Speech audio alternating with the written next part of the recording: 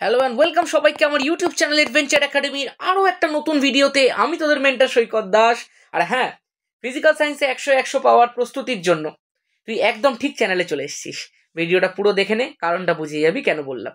ভিডিওটা শুরু করার আগে একটু বলে রাখি, অনেকে মেসেজ করছিস, দাদা আমরা ঠিক মতো পড়িনি, তুমি প্লিজ সব প্রশ্নের উত্তর করাও, তোমার ভিডিওই আমাদের শেষ ভরসা। তাদের বলছি, ভাই আমি প্ল্যানটা কেমন করেছি একটু শোন। যে প্রশ্নগুলো অলরেডি আমার আগের 10টা ভিডিওতে করা হয়ে গেছে, আমি সেইগুলোকে আর করছি না। সেইগুলোকে বাদ দিয়ে প্রতিটা সেট থেকে আর বাকি যা যা নতুন প্রশ্ন, যা যা আনকমন প্রশ্ন, যা যা ডিফিকাল্ট টু অ্যান্সার প্রশ্ন আছে, আমি সব করাবো, কোনো চিন্তা নেই।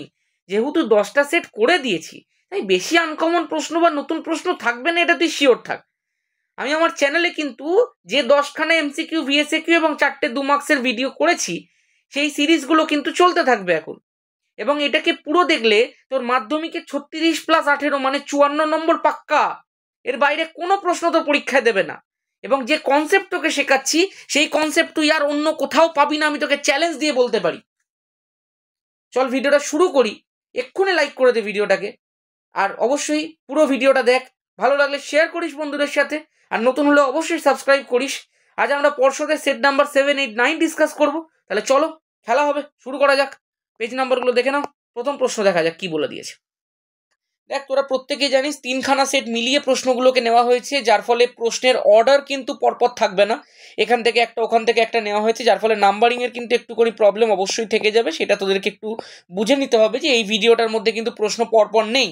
আরেকটা কথা, এখানে শুধুমাত্র তোরা প্রত্যেকেই এখন জেনেই গেছিস সেই প্রশ্নগুলোই আছে, যেগুলো হয় আমি আগে করাইনি, অথবা যেগুলো আমার মনে হয়েছে যে আরেকবার বলে দিলে ভালো হয়, কারণ এগুলো একটু বেশি গুরুত্বপূর্ণ, অথবা এমনি ধরনের প্রশ্ন যেগুলোকে একটু বেশি এক্সপ্লেন করতে হবে, এবং যেই প্রশ্নগুলো কিন্তু রিপিটেড টাইমস মাধ্যমিকে এসেছে। চলো একটুখানি দেখা যাক। বলেছে প্রদত্ত কোনটির ওপর ধাতুর পরিবাহিতাঙ্ক নির্ভর করে না। একটুখানি মন দিয়ে দেখ, পরিবাহিতাঙ্ক কিন্তু উষ্ণতার উপরে নির্ভর করে, দৈর্ঘ্যের উপরে নির্ভর করে, প্রস্থচ্ছেদের উপরও নির্ভর করে। তাহলে নির্ভর করে না কোনটার ওপর? উপাদানের প্রকৃতির ওপর। তারপরে প্রশ্ন দেখা যাক। বলেছে প্রদত্ত রাসায়নিক সমীকরণ অনুযায়ী 10 মোল মিথেন পোড়াতে এসটিপিতে কত আয়তন অক্সিজেন লাগবে? আচ্ছা, মন দিয়ে শোনো, এই একটা সমীকরণ তোমাকে দিয়ে দিয়েছে, দিয়ে তোমাকে এই প্রশ্নটা করেছে। এই সমীকরণটাকে আগে একটুখানি আমি স্টাডি করি। কি দেখতে পাচ্ছি বলতো? আমাকে এখানে সম্পর্ক কার কার মধ্যে চেয়েছে? মিথেনের সঙ্গে অক্সিজেনের সম্পর্ক। আমি দেখতে পাচ্ছি, দেখ, মিথেনের সাথে অক্সিজেনের বিক্রিয়া হচ্ছে, মানে কি বলতো? মিথেনকে দহন করা হচ্ছে, মিথেনকে পোড়ানো হচ্ছে। যে কোনো জিনিসকে পোড়ানো হলে তার সাথে অক্সিজেনের বিক্রিয়া হয়। খেয়াল করে দেখ, এখানে মিথেন কত মোল আছে? তুই বলবি সামনে 1 আছে, মানে 1 মোল আছে। তাহলে 1 মোল মিথেনকে পোড়ানোর জন্য কত মোল অক্সিজেন লাগবে? তুই বলবি 2 মোল লাগবে। তাহলে আমি এখানটা একটুখানি জাস্ট লিখছি, এরকম ভাবে লিখি যে 1 মোল মিথেনকে পোড়াতে অক্সিজেন লাগে কত মোল বলো? 2 মোল। তাহলে যদি তোমাকে জিজ্ঞাসা করা হয় 10 মোল মিথেন পোড়াতে, তাহলে 10 মোল মিথেন পোড়াতে, খেয়াল করে দেখ একটুখানি, 1 থেকে 10-এ আসার জন্য 10 দিয়ে গুণ করেছিস, 2 থেকে 10 দিয়ে গুণ করলে তুই চলে আসবি 20-তে। তাহলে আমাদের কত মোল অক্সিজেন লাগবে বল? 20 মোল অক্সিজেন লাগবে। এবার খেয়াল করে দেখ, আমরা জানি যে এসটিপিতে, এই যে স্ট্যান্ডার্ড টেম্পারেচার প্রেসার তোকে যে বলে দিয়েছে, এই এসটিপিতে 1 মোল যে কোনো গ্যাসের আয়তন কত বল? 22.4 লিটার। তাহলে 1 মোলের আয়তন যদি হয় 22.4 লিটার, তাহলে 20 মোল অক্সিজেনের আয়তনটাই তো তোকে জিজ্ঞাসা করেছে রে। তাহলে 20 মোলের আয়তনটা বার করে নি। দেখ, খেয়াল করে দেখতে পাচ্ছি, সেটাকে 1কে 20 দিয়ে গুণ করলে তবে 20-তে গেছে। তাহলে এইটাকেও আমাকে কত দিয়ে গুণ করতে হবে বল? 20 দিয়ে গুণ করতে হবে। দেখ, 2 2 4 আছে, 2 দিয়ে গুণ করলে কত হয়ে যাবে বল? 4 4 8 হয়ে যাবে। একটা শূন্য আছে, একটা শূন্য বসিয়ে দিই। দেখ, 1 ঘর আগে পয়েন্ট আছে, 1 ঘর আগে পয়েন্ট বসিয়ে দিই। তোরা প্রত্যেকেই জানিস, এটা দেখ কেটে গেল। তাহলে অ্যান্সার কত হয়ে গেল বল? 448 লিটার হয়ে গেল। এটা যেটা এমএল দিয়েছে, এটা লিটার হবে। 448 litre is the correct option. আশা করছি পুরো ব্যাপারটা কমপ্লিটলি বোঝা গেছে। আমি আশা করব এই রিলেটেড যে প্রশ্নগুলো আসছে, সেই প্রশ্নগুলো করার জন্য কিন্তু এখন তোরা ওয়েল ক্যাপাবল। তোরা প্রত্যেকে কিন্তু ওগুলোকে পারবি, কারণ অনেক অনেক সেট দেখবি ডিসকাস করা হয়ে গেছে অলরেডি। সো রাসায়নিক গণনার এই যে প্রশ্নগুলো আছে, সেগুলো কিন্তু আর তোদেরকে সমস্যায় ফেলতে পারবে না। ঠিক আছে, চলো কি বলেছে। বলেছে একটা বিন্দু আলোক উৎস থেকে একটি উৎস, আচ্ছা, বিন্দু আলোক উৎস একটি অবতল দর্পণের বক্রতা কেন্দ্রে স্থাপিত হলো। এই উৎস থেকে দর্পণে আপতিত ও দর্পণ থেকে প্রতিফলিত রশ্মির মধ্যে চ্যুতিকোণ কত? খেয়াল করতে পারছিস প্রশ্নের স্ট্যান্ডার্ড কিন্তু একটু বেশি আছে, কারণ সেই প্রশ্নগুলোই আছে যেগুলো আমার মনে হয়েছে তোরা পারবি না বা আনকমন আছে। অ্যান্সার হয়ে যাবে 180 ডিগ্রি। চলো, ভেরি গুড। এই প্রশ্নটা কিন্তু খুব ভালো করে মনে রাখতে হবে, অত্যন্ত ভালো করে মনে রাখতে হবে এই প্রশ্নটা। নেক্সট প্রশ্ন দেখা যাক। বলেছে কপার তড়িৎদ্বার ব্যবহার করে কপার সালফেট দ্রবণের তড়িৎ বিশ্লেষণের ক্ষেত্রে নিচের কোন বিবৃতিটি সঠিক? সবসময় খেয়াল রাখবি এই প্রশ্নটা একটা ভিভিআই কোয়েশ্চেন। কপার সালফেটের তড়িৎ বিশ্লেষণ যারা ভালো করে পড়েছিস তারাই কিন্তু এইটার অ্যান্সারটা দিতে পারবি। তোরা দেখ, বিষয়টা ভালো করে যদি খেয়াল করে থাকিস তাহলে জানবি যে কপার সালফেটের যখন তড়িৎ বিশ্লেষণ করা হয়েছিল তখন তড়িৎদ্বার রূপে কিন্তু কপারকে ইউজ করা হয়েছিল। সেটা তুই অ্যানোড রূপে বল কি ক্যাথোড রূপে বল, দুটো জায়গাতেই কিন্তু তুই দেখবি কপারকেই তড়িৎদ্বার রূপে ইউজ করা হয়েছিল। এবার তুই একটু যদি খেয়াল করতে পারিস তাহলে দেখতে পারবি যে আমাদের এই যে পুরো কপারের তড়িৎ বিশ্লেষণটার মধ্যে তড়িৎ বিশ্লেষ্য রূপে কাকে ব্যবহার করা হয়েছিল? কপার সালফেটের জলীয় দ্রবণ। সেই কপার সালফেটের জলীয় দ্রবণের মধ্যে কি কি আয়ন থাকে রে? Cu2+ থাকে, SO4 2- থাকে, আবার জলীয় দ্রবণ বলে H+ থাকে, OH- থাকে। এতগুলো তো দ্রবণ থাকে, এতগুলো তো আয়ন থাকে দ্রবণের মধ্যে। এবার চিন্তা করে দেখ, এই যে দ্রবণের মধ্যে উপস্থিত ক্যাটায়ন আছে Cu2+ আর H+, এদের মধ্যে কার ক্যাথোডের দিকে যাওয়ার প্রবণতা বেশি? স্বাভাবিকভাবে Cu2+ বেশি। কেন বেশি সেটাও একটা ভিডিওতে আমি আগের দিন ডেসক্রিপশনে পুরো এক্সপ্লেন করে দিয়েছিলাম বিষয়টাকে, যে যে তড়িৎ রাসায়নিক শ্রেণীর ওপরে থাকে তার ইগো বেশি হয়, তার তড়িৎ ধনাত্মকতা বেশি হয়। হাইড্রোজেন তড়িৎ রাসায়নিক শ্রেণীতে কপারের থেকে উঁচুতে অবস্থিত, সেই কারণে হাইড্রোজেনের তড়িৎ ধনাত্মকতা কপারের তুলনায় বেশি। সেই জন্য হাইড্রোজেন কিন্তু কোনো মতেই চাইবে না ক্যাথোড তড়িৎদ্বারের দিকে যেতে। সেই জন্য ক্যাথোডের দিকে কে যাবে বল? কপার ক্যাথোডের দিকে যাবে। তাহলে কপার, ধর আমি এটাকে ক্যাথোড বলছি, কপার যদি ক্যাথোডের দিকে যায় তাহলে ক্যাথোডের মধ্যে গিয়েও কি করবে? ইলেকট্রন নেবে। ইলেকট্রন নিয়ে সে কি করবে? কপার রূপে ক্যাথোডের মধ্যে জমা হতে থাকবে। তাহলে ক্যাথোডের বিক্রিয়াটা কি হয়ে গেল? Cu2+ গেল, দুটো ইলেকট্রন নিল, নিয়ে কপার সলিড রূপে ক্যাথোডের মধ্যে জমতে থাকলো। একদম ক্লিয়ার। তার মানে তুই অস্বীকার করতে পারবি না দ্রবণের মধ্যে থেকে কার পরিমাণ কমে গেল? Cu2+ এর পরিমাণ কমে গেল। এইটাকে কিন্তু তুই অস্বীকার করতে পারবি না, কারণ দ্রবণ থেকেই তো Cu2+ কপারের ক্যাথোডের দিকে গেছে। তাহলে দ্রবণের মধ্যে Cu2+ এর পরিমাণটা কি হয়ে গেছে? কমে গেছে। এবার অ্যানোডের ক্ষেত্রে ব্যাপারটা শোন। দেখ, অ্যানোডের মধ্যে আমরা কি জানি? অ্যানায়ন যায়, কিন্তু এই রিয়াকশন একটা এমন এক্সেপশনাল রিয়াকশন যেখানে এই অ্যানোডের মধ্যে কোনো অ্যানায়ন যাবে না। উল্টে কি হবে জানিস তো? অ্যানোডের মধ্যে যে কপারটা প্রেজেন্ট আছে সেই কপারটা দুটো ইলেকট্রন ছেড়ে দেবে। দেখ, এখানটায় কপার আছে, সলিড রূপে আছে, সে দুখানা ইলেকট্রন ছেড়ে দেবে, ছেড়ে দিয়ে Cu2+ কনভার্ট হয়ে দ্রবণের মধ্যে চলে আসবে। ব্যাপারটা বুঝতে পারলাম? তাহলে দ্রবণ থেকে Cu2+ চলে গেল ক্যাথোডের দিকে, আবার অ্যানোড থেকে সেই সমপরিমাণ Cu2+ দ্রবণের মধ্যে ফেরত চলে এলো। তাহলে দ্রবণে আগে যা Cu2+ ছিল এখনো একই সংখ্যক Cu2+ রইল, SO4 2- একই সংখ্যক রইল। তাহলে দ্রবণের মধ্যে কপার সালফেটের গাঢ়ত্বটা অপরিবর্তিত থাকলো। বলো হ্যাঁ? ক্লিয়ার? চলো নেক্সট প্রশ্ন। কি বলে দিয়েছে? বলেছে পটাশিয়াম ডাইক্রোমেট দ্রবণে H2S গ্যাস চালনা করলে দ্রবণের বর্ণ কি হয়ে যাবে? তোরা প্রত্যেকে জানিস সবুজ হয়ে যাবে। কেন হবে?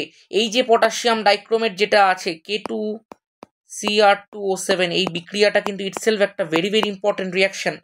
চলো, এই K2Cr2O7 এর সঙ্গে তোরা প্রত্যেকেই জানিস এটাকে অম্লায়িত করতে হয় H2SO4 দ্বারা। তার সঙ্গে তোকে বিক্রিয়া ঘটাতে হবে H2S এর। যখনই তুই এই বিক্রিয়াটা ঘটাবি তার প্রোডাক্ট কি হচ্ছিল? K2SO4 হচ্ছিল। তার সঙ্গে কি হচ্ছিল? Cr2SO4 3 হচ্ছিল। এরকম কিন্তু ঝড়ের গতিতে বিক্রিয়া লিখতে হবে। তার সাথে আমার অভ্যাস হয়ে গেছে 7H2O লেখা, তাই 7H2O লিখে ফেললাম। তার সাথে 3S উৎপন্ন হয়।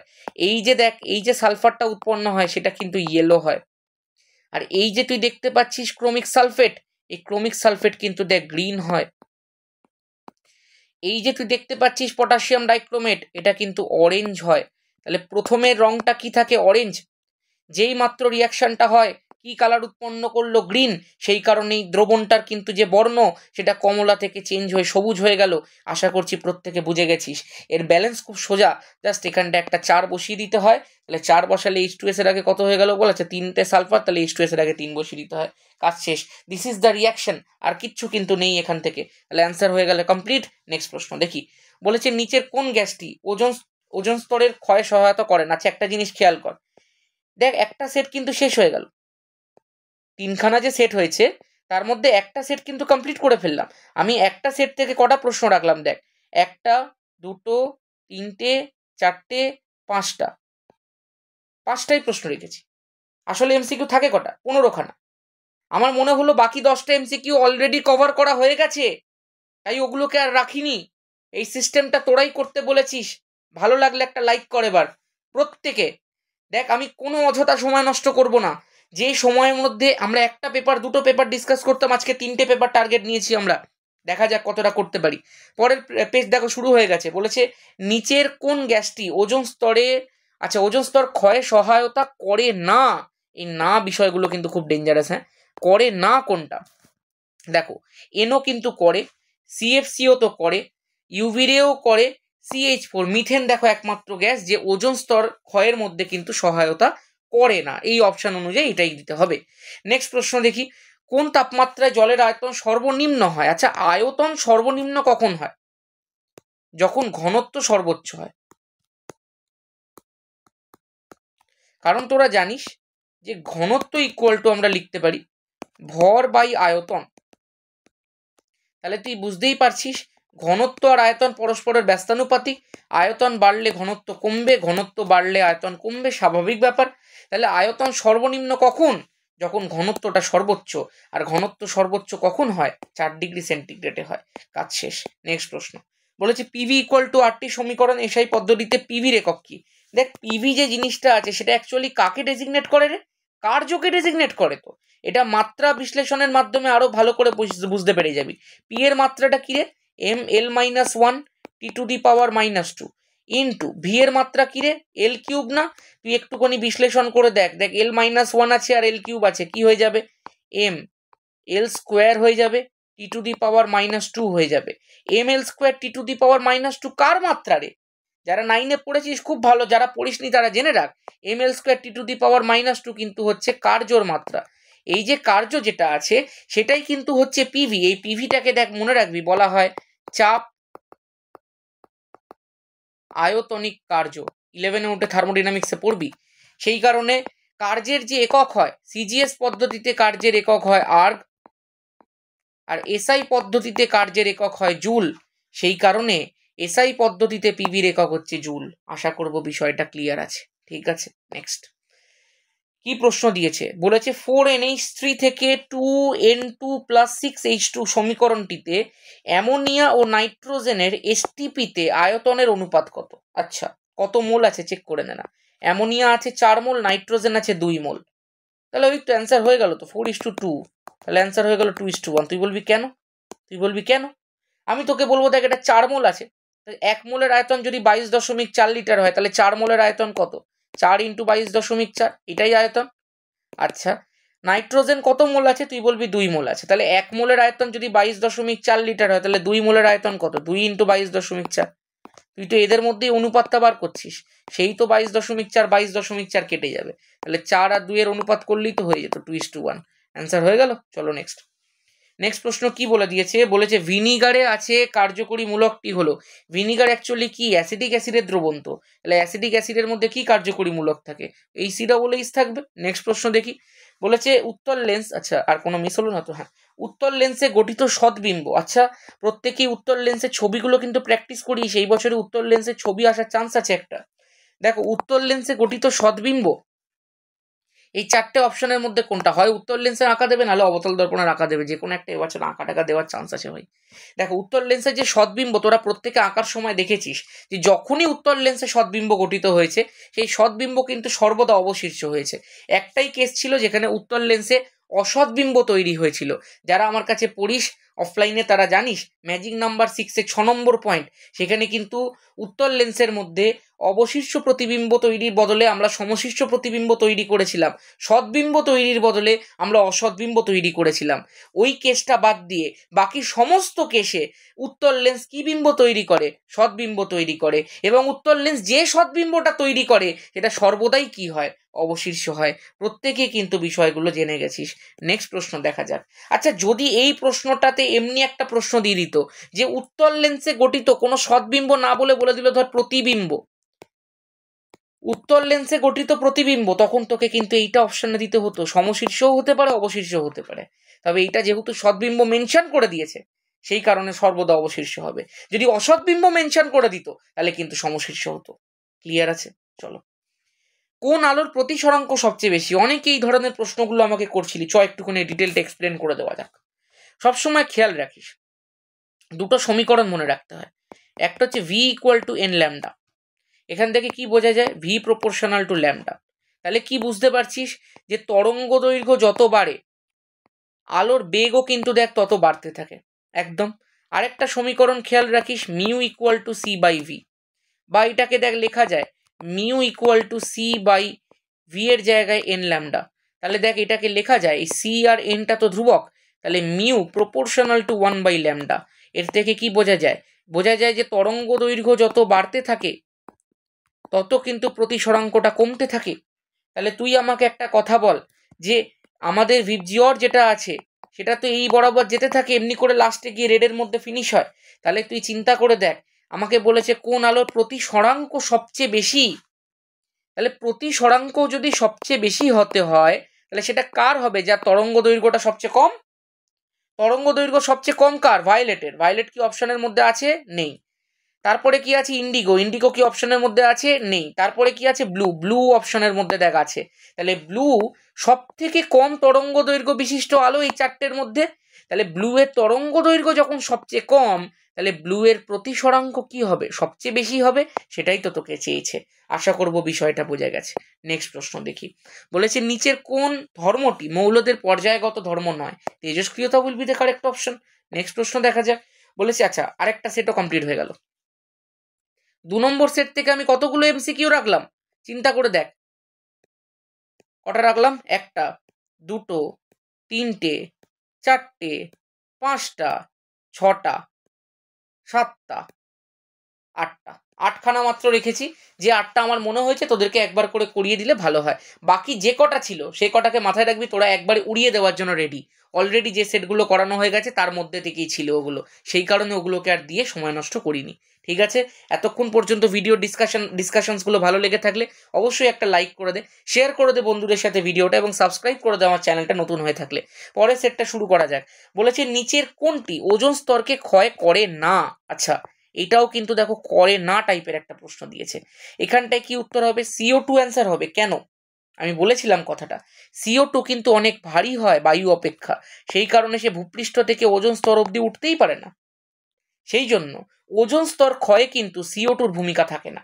ওকে, চলো নেক্সট প্রশ্ন। বলেছে বেলুন ফোলানোর সময় কোন রাশিটির পরিবর্তন হয় বলে বয়েলের সূত্র প্রযোজ্য হয় না? ভর will be the correct option.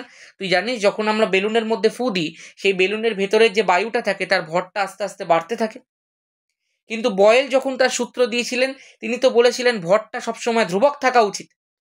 তাহলে যদি ভরটা ধ্রুবক নাই থাকে তাহলে কি বয়েলের সূত্র প্রযোজ্য হবে? উত্তর হচ্ছে না। তাহলে কোনটার জন্য বয়েলের সূত্রটা প্রযোজ্য হলো না? ভরের জন্য। তাহলে ভর will be the correct option. Next, সুস্থ স্বাভাবিক মানুষের চোখের স্পষ্ট দর্শনের পাল্লা কত? 25 সেন্টিমিটার থেকে অসীম। মানে মানুষের যে চোখ সেটার স্পষ্ট দর্শনের ন্যূনতম দূরত্ব হচ্ছে 25 সেন্টিমিটার এবং সর্বোচ্চ দূরত্ব হচ্ছে অসীম। ঠিক আছে, চলো নেক্সট প্রশ্ন। বলেছে কোনো একটা বস্তুকে অবতল দর্পণের ফোকাস এবং মেরুর মধ্যে রাখলে, মানে একদম লাস্ট আঁকা ম্যাজিক নাম্বার 6-এর, তাহলে কোনো একটা অবতল দর্পণকে ফোকাস আর মেরুর মধ্যিখানে রাখলে উৎপন্ন প্রতিবিম্বটা কি হয়ে যাবে? খেয়াল কর, যখন এইটা যেহেতু হচ্ছে ফোকাস আর মেরুর মধ্যে বলে দিয়েছে সেই জন্য এটা এক্সেপশনাল ছবি যখনই হবে তাহলে প্রতিবিম্বটা কি হয়ে যাবে বল? অন্য সব ক্ষেত্রে সৎ হতো, এটার ক্ষেত্রে অসৎ হয়ে যাবে। তাহলে প্রথম অপশন কেটে গেল। অসৎ অসৎ অসৎ তিনটের মধ্যেই আছে। এখন আমরা জানি যে অবতল দর্পণ বল কি উত্তল লেন্স বল, যেটা অসৎ প্রতিবিম্ব হয় সেটা সমশীর্ষ হয়। তাহলে সমশীর্ষ সমশীর্ষ সমশীর্ষ এইটা বাদ হয়ে গেল। দেখ এই দুটোর মধ্যে সমশীর্ষ পড়ে আছে। এবার আমরা জানি যেটা অসৎ আর সমশীর্ষ প্রতিবিম্ব হয় সেটা বিবর্ধিত হয়। তাহলে D will be the correct option, C বাদ হয়ে গেল। This is the correct approach. ভিডিওটা ভালো লাগছে তো? চলো পরের প্রশ্ন দেখা যাক। নেক্সট কি 1.9 বলেছে কোন তেজস্ক্রিয় রশ্মি ধনাত্মক চার্জযুক্ত পাতের দিকে আকৃষ্ট হয়। ভাই ধনাত্মক চার্জযুক্ত পাতের দিকে কে আকৃষ্ট হবে? যে নিজে ঋণাত্মক হবে। তাহলে beta will be the answer, কারণ বিটা হচ্ছে নিজে ইলেকট্রনের স্রোত, ইলেকট্রন নেগেটিভ, তাহলে ও ধনাত্মক চার্জযুক্ত পাতের দিকে আকৃষ্ট হবে। নেক্সট হচ্ছে 1-10 বলেছে মুদ্রা ধাতুগুলি পর্যায় সারণীতে কোন শ্রেণীতে অবস্থান করে? 11 নম্বর শ্রেণীতে অবস্থান করে। নেক্সট প্রশ্ন দেখা যাক কি বলে দিয়েছে। বলেছে দৈনন্দিন জীবনে ব্যবহৃত হয় এমন একটা তড়িৎযোজী যৌগ কি? খাদ্য লবণ will be the correct option. Next দেখা যাক। বলেছে ডুরালুমিন সংকর ধাতুর মধ্যে অনুপস্থিত কোনটা? ভালো প্রশ্ন, খেয়াল রাখ। ডুরালুমিন হচ্ছে তোদের সিলেবাসের মধ্যে থাকা এমন একটা ধাতু সংকর যার মধ্যে 4খানা ধাতু উপস্থিত। কি কি উপস্থিত থাকে লিখে দিচ্ছি চ। অ্যালুমিনিয়াম থাকে প্রায় 95%, তারপরে কপার থাকে নিয়ারলি ইকুয়াল টু 4% মতো, ম্যাগনেশিয়াম থাকে জানিস তো 0.5%, আর কি থাকছিল বেশ, ম্যাঙ্গানিজ থাকছিল। কত থাকছিল? 0.5%। খেয়াল করে দেখ কোনটা অনুপস্থিত। তাহলে অ্যালুমিনিয়াম তো উপস্থিত আছে, ম্যাঙ্গানিজ তো উপস্থিত আছে, কপারও দেখ উপস্থিত আছে, তাহলে অনুপস্থিত কোনটা? আয়রন আছে। ঠিক আছে, কমপ্লিট হয়ে গেল। তাহলে দেখ, তাহলে মোটামুটি 3খানা সেট থেকে যা যা এমসিকিউ ছিল সেগুলো সব করিয়ে দিলাম। এমন এমন এমসিকিউ গুলো করালাম যেগুলো করাতেই হতো, যেগুলো কিন্তু আগে হয়তো কভার করা হয়নি। কটা করালাম থার্ড সেট থেকে? 1টা 2টো 3টে 4টে 5টা 6টা 7টা 8টা করালাম। ঠিক আছে, তাহলে মোটমাট যত রকমের এমসিকিউ ছিল থার্ড সেটটা থেকে, যেগুলো তোদের আননোন ছিল, যেগুলো তোদেরকে করাতেই হতো, সেগুলো সব কমপ্লিট হয়ে গেল। খেয়াল রাখিস এর বাইরে যে এমসিকিউগুলো ছিল 3টে পেপার থেকে, সেগুলোকে খুলেও দেখতে হবে না, আমার ভিডিওগুলোকেই পরপর দেখতে থাক। এই নিয়ে আমার মনে হয় সম্ভবত 11 নম্বর এমসিকিউ ভিএসিকিউ এর ভিডিও হচ্ছে। তোকে বই খুলতেই হবে না ভাই, তুই শুধু পরপর ভিডিওগুলোকে দেখতে থাক। আমি তো 36 নম্বরের দায়িত্ব প্রপারভাবে নিয়ে নিয়েছি। ঠিক আছে, চলো এবার একটুখানি শুরু করা যাক 2 মার্কসের প্রশ্ন। সরি, মানে 2 মার্কসের বলবো না, 2 নম্বরের প্রশ্ন। 2 নম্বরের প্রশ্ন ভিএসএকিউ। চলো প্রথমটা কি বলে দিয়েছে। বলেছে লোহা, ইনভার এবং তামার মধ্যে সবচেয়ে কম দৈর্ঘ্য প্রসারণ গুণাঙ্ক কোনটির? খুব সহজ প্রশ্ন, ইনভারের সব থেকে কম দৈর্ঘ্য প্রসারণ গুণাঙ্ক। অথবাটা কি বলে দিয়েছে। বলেছে কোনো পরিবাহীর বেধ ও প্রস্থচ্ছেদের ক্ষেত্রফল অপরিবর্তিত থাকলে, আচ্ছা ওই পরিবাহীর তাপীয় রোধ এবং তাপ পরিবাহিতা মানে তাপ পরিবাহিতাঙ্কের মধ্যে সম্পর্ক কি? এই সোজা প্রশ্ন তো। দেখো তাপীয় রোধের রাশিমালা জানলে পেরে যাবে। তাহলে আমরা জানি প্রত্যেকে যে তাপীয় রোধ ইকুয়াল টু লেখা যায় ডি বাই কে এ, যেখানটায় তুই জানিস এই ডিটা হচ্ছে বেধ, এটা কিন্তু হচ্ছে দেখ প্রস্থচ্ছেদের ক্ষেত্রফল, আর এই এ কে যেটা আছে সেটাই কিন্তু হচ্ছে তাপ পরিবাহিতাঙ্ক বা তাপ পরিবাহিতা। তাহলে খেয়াল করে দেখ তোকে কি বলে দিয়েছে। তোকে বলে দিয়েছে যে এই পরিবাহীর বেধ আর প্রস্থচ্ছেদের ক্ষেত্রফল দুটোই অপরিবর্তিত থাকছে, মানে এটাও অপরিবর্তিত থাকছে এটাও অপরিবর্তিত থাকছে। তাহলে আমি বলতে পারি এই যে তাপীয় রোধ, এই তাপীয় রোধ যেটা আছে সেটা প্রপোর্শনাল টু 1/k, একদম বলতে পারি। তাহলে সম্পর্কটা কি হয়ে গেল? সম্পর্কটা হয়ে গেল ব্যস্তানুপাতিক। কমপ্লিট। চলো অন্য ধরনের একটা প্রশ্ন ছিল, কিন্তু পরীক্ষার জন্য কিন্তু খুব দরকারি। নেক্সট প্রশ্ন দেখা যাক। বলেছে দাড়ি কামানোর জন্য কোন ধরনের দর্পণ সেভিং মিরর হিসেবে ব্যবহৃত হয়? এটা একদম সোজা প্রশ্ন, অবতল দর্পণ ব্যবহার করা হয়। এটা যেহেতু আগে কভার হয়নি সেই কারণে করিয়ে দিলাম। তাহলে অবতল দর্পণ যেটা আছে সেটাকে যদি তুই একদম মুখের কাছে নিয়ে আসিস, তুই দেখবি একটা বড় সাইজের প্রতিবিম্ব তৈরি হয়, সেই কারণেই দাড়ি কাটতে সুবিধা হয়। নেক্সট, এটা একটা ভালো প্রশ্ন। বলেছে লাল এবং, একটু আগে কনসেপ্টটা করালাম, বলছে লাল ও বেগুনি বর্ণের আলোর জন্য কাঁচের প্রতিসরাঙ্ক যদি মিউ আর আর মিউ ভি হয় তাহলে কোনটার মান বেশি হবে? দেখো আমরা প্রত্যেকেই, তোমাকে বললাম একটু আগে, আমরা প্রত্যেকেই জানলাম যে mu R equal to C by N lambda R, mu V equal to C by N lambda V, তাই না? একটু আগে তো শিখলি, এইবার খেয়াল করে দেখ আমি কি বললাম। আমি বললাম যে তরঙ্গ দৈর্ঘ্য যদি বেশি হয় তাহলে মিউ এর ভ্যালুটা কমবে। তাহলে তুই খেয়াল কর না, ল্যামডা আর তো স্বাভাবিকভাবে ল্যামডা ভির থেকে বেশি। ল্যামডা মানে তরঙ্গ দৈর্ঘ্য, রেডের তরঙ্গ দৈর্ঘ্য তো ভাইলেটের থেকে বেশি রে ভাই। তাহলে যদি ল্যামডা আর এর ভ্যালুটা বড় হয় তাহলে ল্যামডা আর এর করেসপন্ডিং মিউ এর ভ্যালুটা কম হবে। আর ল্যামডা ভি যদি ছোট হয় তাহলে ল্যামডা ভি এর করেসপন্ডিং মিউ এর ভ্যালুটা বড় হবে। তার মানে mu v is greater than mu r হবে। একদম ক্লিয়ার। চলো নেক্সট। বলেছে তিনটি রোধ হলো যথাক্রমে 5 ওহম, 10 ওহম, 15 ওহম। এদের কোন ধরনের সমবায় যুক্ত করা হলে তুল্য রোধের মান 5 ওহম মানে বর্তনীর সবচেয়ে ছোট রোধ সেইটার থেকেও কম হবে। এটা আমি দেখবি করিয়েছিলাম। এদেরকে সমান্তরাল সমবায় যুক্ত করতে হবে। সমান্তরালে যুক্ত করলেই বর্তনীর যে তুল্য রোধ হয় সেটা সবচেয়ে ছোট রোধ অপেক্ষাও ছোট হয়ে যায়। আর যদি তুই শ্রেণী সমবায় যুক্ত করিস তাহলে তুল্য রোধের মানটা সবচেয়ে বড় রোধ অপেক্ষাও বড় হয়ে যায়। তাহলে এখানে অ্যান্সার হয়ে যাবে সমান্তরালে। নেক্সট প্রশ্ন দেখা যাক কি বলেছে। বলেছে নিউক্লিয় বিভাজন বিক্রিয়ার একটি অপব্যবহারের উল্লেখ করো। কি হবে ভাই? পারমাণবিক বোমা তৈরি করা। নিউক্লিয় বিভাজনের মাধ্যমে পারমাণবিক বোমা তৈরি করা হয়, তাই না? সেই কারণেই এটা অপব্যবহার। প্রত্যেকে কমেন্ট সেকশনের মধ্যে লিখে জানাও হাইড্রোজেন বোমা কি পদ্ধতিতে তৈরি করা হয়। আমি প্রশ্নটা কিন্তু অলরেডি প্রিভিয়াস ভিডিওসগুলোর মধ্যে কভার করেছি। নেক্সট বলেছে মেন্ডেলিভের পর্যায় সারণীতে ক্ষার ধাতুগুলি কোন গ্রুপে অবস্থিত। এটা কেন দিয়েছি অনেকে জানিস না। মেন্ডেলিভের পর্যায় সারণীতে ক্ষার ধাতুগুলো কিন্তু 1A তে অবস্থান করে, তাই না? চলো নেক্সট। আর এই মেন্ডেলিভ পর্যায় সারণীর যখনই কোনো একটা শ্রেণী লিখবি তখন কিন্তু রোমান হরফে লিখবি। পরেরটা দেখা যাক। বলেছে তড়িৎ বিশ্লেষণের সাহায্যে অ্যালুমিনিয়ামের নিষ্কাশনের জন্য যে গলিত মিশ্রণের তড়িৎ বিশ্লেষণ করা হয় তাতে বিশুদ্ধ অ্যালুমিনা ছাড়া কি থাকে। এগুলো দেখবি খুব কলোকুয়াল প্রশ্ন, প্রচন্ড দেয়। এর মধ্যে দেখ আমি লিখে দিচ্ছি পার্সেন্টেজগুলো। অ্যালুমিনা এটা থাকে 20%। তারপরে থাকে দেখ ক্রায়োলাইট AlF3 3NAF, নামটাও লিখে দিচ্ছি দাঁড়া। ক্রায়োলাইট এটা থাকে 60%। আর একটা হচ্ছে দেখ ফ্লুসপার, ফ্লুসপারের সংকেত হচ্ছে CaF2। এই ফ্লুসপার থাকে 20%। এইটাই দেখ থাকে। এর কারণটাও দেখ তোরা প্রত্যেকে জানিস যে কেন এরকম একটা জিনিস তৈরি করা হয়, কেন মিশ্রণটা রাখা হয়। নেক্সট প্রশ্ন দেখা যাক। বলেছি ইউরিয়া উৎপাদনে দুটি পদার্থ ব্যবহৃত, একটি অ্যামোনিয়া অপরটি কি কার্বন ডাই অক্সাইড। যারা যারা জানিস না অজৈব রসায়নের ওয়ান শট রিভিশন দেখে নে ভাই। চলো NaOH আছে H2S এর সঙ্গে রিয়াকশন করেছে, আমাকে বলছি সবাই H2S এর ওয়ান শট দিতে। দেখা যাক সময় যদি হয়ে যায় নিশ্চয়ই দিয়ে দেবো রে। দেখি NaOH এর সাথে H2S এর তোমাকে বিক্রিয়া করতে বলেছে। এবার তুমি প্রত্যেকেই জানো যে এই বিক্রিয়াটা কিভাবে প্রসিড করে, একটুখানি দেখে নে শুধুমাত্র। দেখ এইখান থেকে যেটা তুই দেখতে পাচ্ছি এই সোডিয়াম আছে, সোডিয়ামটা এই যে H2S কে দুভাগে ভাগ কর, একটা HS আর একটা হচ্ছে হাইড্রোজেন।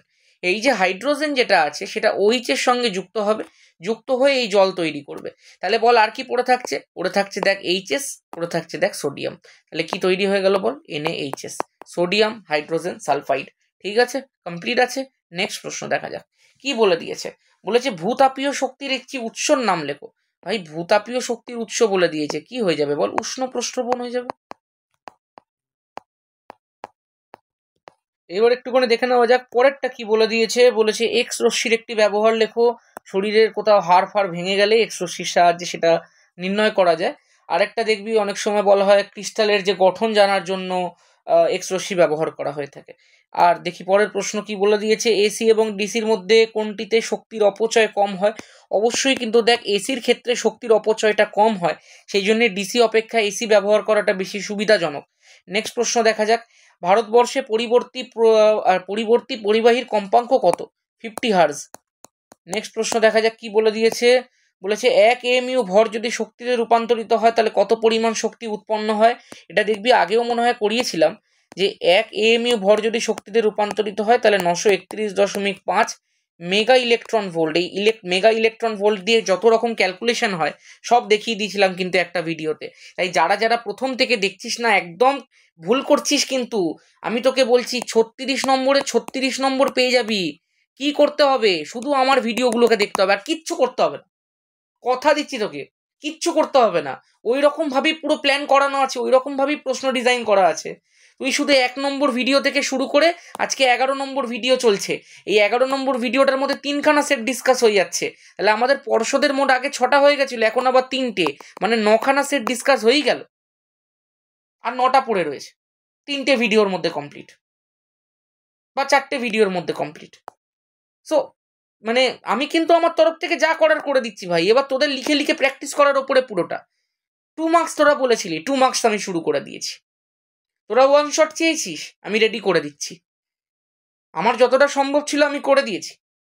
এবার তোরা একটুখানি জিনিসগুলোকে পড়ে রেডি কর, আর আমার একটু সাপোর্ট দেখিয়ে দে ভাই, একটু শেয়ার টেয়ার করে দে, বন্ধুদেরকে পাঠা, লাইক ফাইক করে দে একটু ভিডিওটাকে। চ নেক্সট প্রশ্ন দেখা যাক কি বলে দিয়েছে।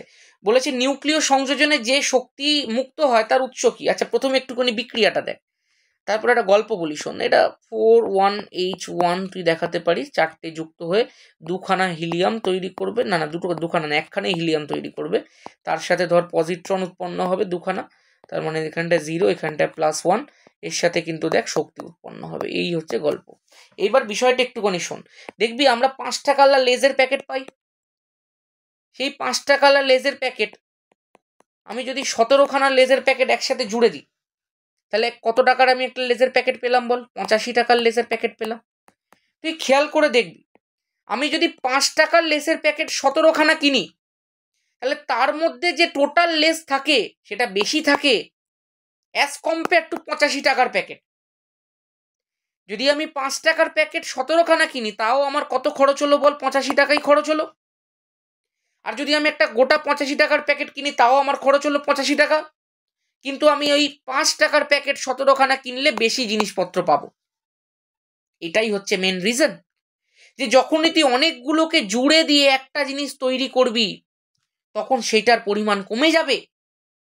এটাই নিয়ম, এটাই বাস্তব। সেই জন্য এই 4খানা যে হাইড্রোজেন আছে, এরা যখন জুড়ে যখন এই যে এই হিলিয়ামটা তৈরি করলো, তখন এই 4 জনের মোট ভরের থেকে এর ভরটা একটুখানি কমে গেল। সবসময় খেয়াল রাখবে, বাপ হতা है, যেখান থেকে তৈরি হচ্ছে, যেগুলো থেকে তৈরি হচ্ছে তাদের ভরটা বেশি হয় অ্যাজ কম্পেয়ার টু যে তৈরি হচ্ছে। এই যে ভরের পার্থক্য, এই ভরের পার্থক্যই আইনস্টাইনের E=mc² সমীকরণ দিয়ে, ডেল mc² বললে বেশি ভালো, এই সমীকরণটার মাধ্যমে শক্তিতে রূপান্তরিত হয়ে যায়। আর এই যে শক্তিটাই কিন্তু নিউক্লিয় সংযোজনের বিপুল পরিমাণ শক্তির উৎস। চলো পরেরটা। হ্যালোজেনের যোজ্যতা কক্ষে কয়টি ইলেকট্রন থাকে? 7টা ইলেকট্রন থাকে। 7টা থাকে বলেই তো হ্যালোজেনগুলো 17 নম্বর শ্রেণীতে পড়ে। ব্যাপারটা বুঝতে পেরেছিস? যারা শ্রেণী ক্যালকুলেশন জানিস না, প্রিভিয়াস ভিডিও দেখ, সব করে দিয়েছি। একটা উদাহরণ দেখিয়ে দিই, হ্যাঁ, ফ্লুরিনের ক্ষেত্রে দেখিয়ে দিই।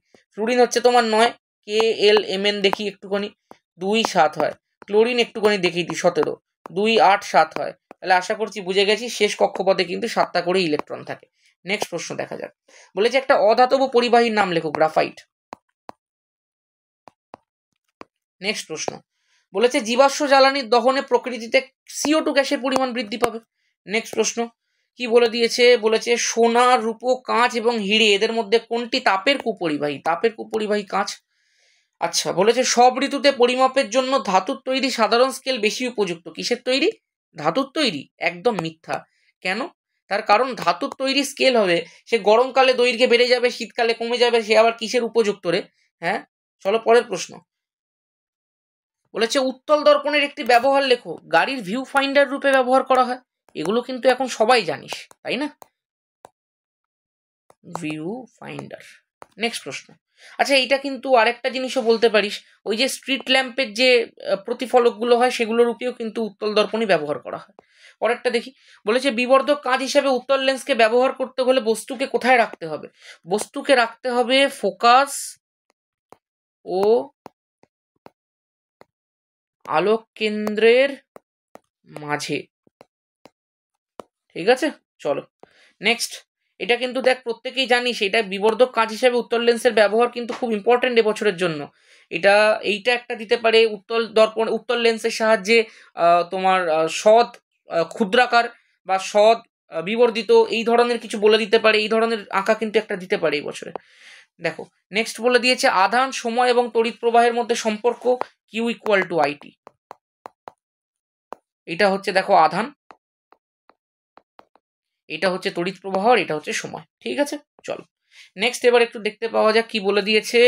বলে দিয়েছে যে কোন ধাতু তেজস্ক্রিয় রশ্মি থেকে রক্ষা করতে পারে। খুব ইম্পর্টেন্ট প্রশ্ন। লেড বা সীসা। সংকেতটা লিখে দিচ্ছি পিবি। চলো নেক্সট বলেছে একটি সমযোজী যৌগের উদাহরণ দাও যা অষ্টক নিয়মের ব্যতিক্রমে। আচ্ছা, BCl3 হতে পারে, PCl5 হতে পারে, SF6 হতে পারে।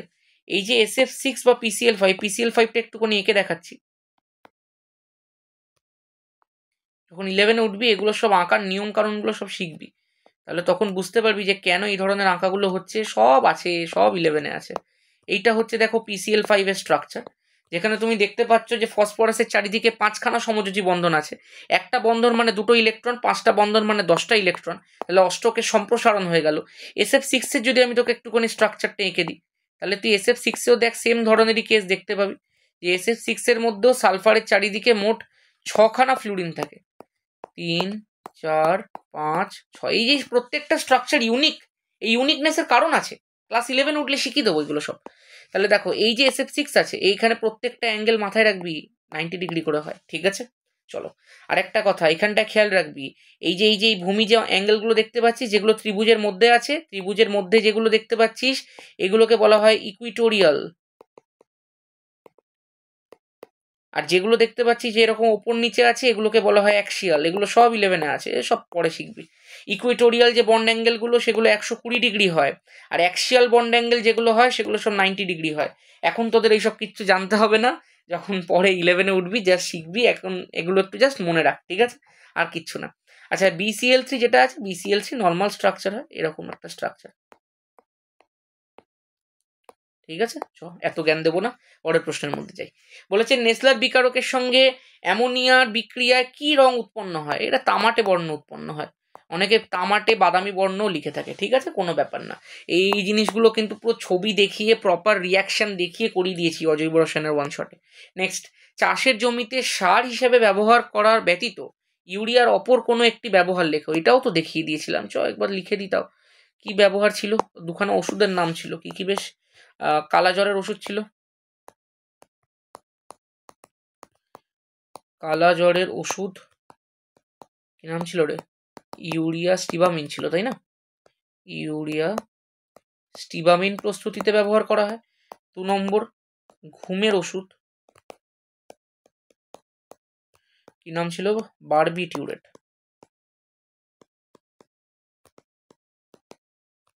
বারবিটিউরেট প্রস্তুতিতে। ঠিক আছে, আশা করছি ব্যাপারগুলো একদম ক্লিয়ার।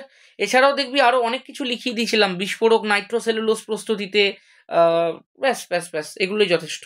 নেক্সট প্রশ্ন, খোলা বাতাসে দীর্ঘদিন রাখলে তামার ওপর কিসের আস্তরণ পড়ে? খুব গুরুত্বপূর্ণ প্রশ্ন, খেয়াল রাখ। যে বাতাসের মধ্যে যদি অক্সিজেন, কার্বন ডাই অক্সাইড এবং জলীয় বাষ্প থাকে, তাহলে এইগুলোর প্রেজেন্সে তামা ক্ষয়প্রাপ্ত হয় এবং তামার ওপর বেসিক মানে ক্ষারীয় কপার কার্বনেটের সবুজ একটা আস্তরণ পড়ে। ঠিক আছে, সংকেতটাও লিখে দিচ্ছি।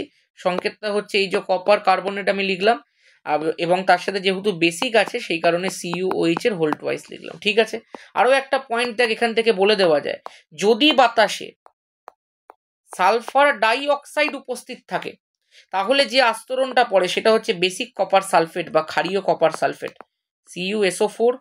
তারপরে তুই লিখবি 3CuOH এর হোল টুয়াইস।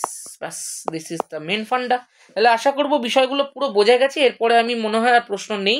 তাহলে মোটামুটি 3খানা সেট পুরোপুরিভাবে ডিসকাস করে দিলাম। 3খানা সেট থেকে যে প্রশ্নগুলো আমার মনে হয়েছিল তোদেরকে করাতে হবে সেগুলো সব করিয়ে দিলাম। কোনো চিন্তা নেই, বই খুলতেই হবে না। এর বাইরে যে প্রশ্নগুলো আছে সেগুলো সব তোরা পারবি, ওই জন্যই আমি করাইনি। ওগুলো আমি অলরেডি আগে ডিসকাস করে দিয়েছি।